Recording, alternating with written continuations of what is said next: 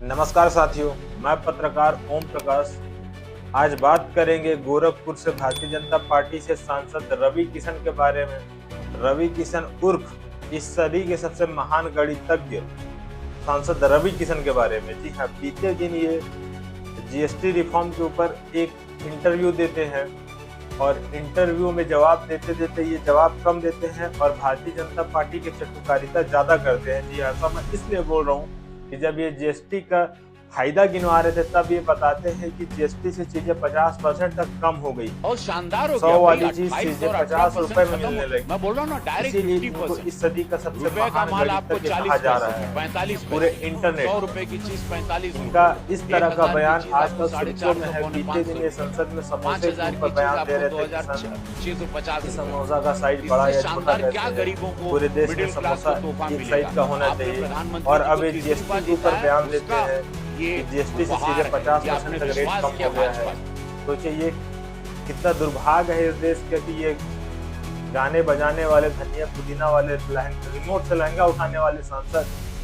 सदन में बैठते हैं और इनको कुछ भी पता नहीं है जीएसटी के बारे में, इकोनॉमिक के बारे में और देश कैसे चलता है, देश की अर्थव्यवस्था के बारे में। कुछ भी आते हैं मुंह उठा के बोल जाते हैं कि जीएसटी कम हो गया है और लोगों को 50% तक चीजें ऑफ हो गई है। ये सिर्फ और सिर्फ आम जनता, गांव देहात के लोगों को बेवकूफ बनाने का तरीका है। पढ़े लिखे लोगों को आसानी से हर चीज पता है कि जीएसटी सिर्फ 10% या 15% के आसपास तक कम हुई है। 50% ऑफ किसी भी चीजों में, 50% से जीएसटी किसी भी चीजों में कमी नहीं आई है।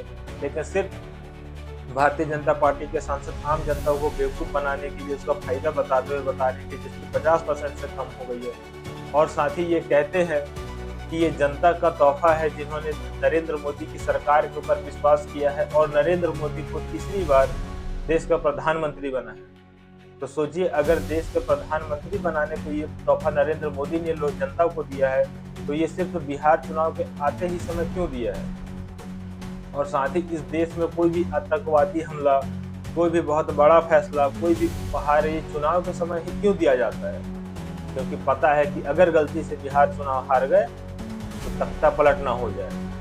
इसीलिए कहते हैं अपने क्षेत्र में सांसद, विधायक, सरपंच, उप सरपंच, अध्यक्ष किसी को भी एक पढ़े लिखे समझदार व्यक्ति को ही वोट देना चाहिए और उस जगह में बैठाना चाहिए ताकि वो अच्छे से चीज़ों को समझ सके, जो देश के अर्थव्यवस्था को जानते हों। ये भोजपुरी के स्टार लहंगा रिमोट से उठाने वाले को कुछ पता ही नहीं है, ये मुंह उठा के सांसद बन गए हैं और कुछ भी अनाप शनाप बयान देते रहते हैं जनता में। खैर, धन्यवाद। इस वीडियो को ज़्यादा से ज़्यादा शेयर करें ताकि इन पाखंडियों का असली चेहरा आम जनता के बीच में आ जाए। धन्यवाद।